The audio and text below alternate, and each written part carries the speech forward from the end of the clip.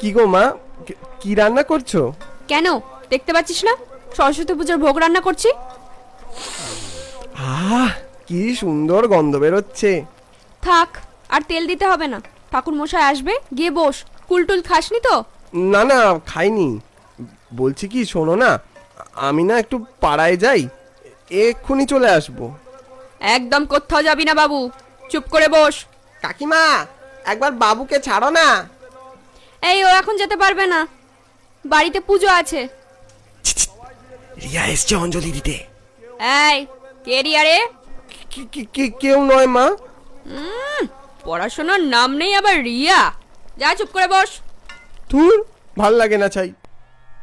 সরস্বতী মহাভাগে বিদ্যে কমললোচনে বিশ্বরূপে বিশালাক্ষী বিদ্যাং দেহি নমস্তুতে।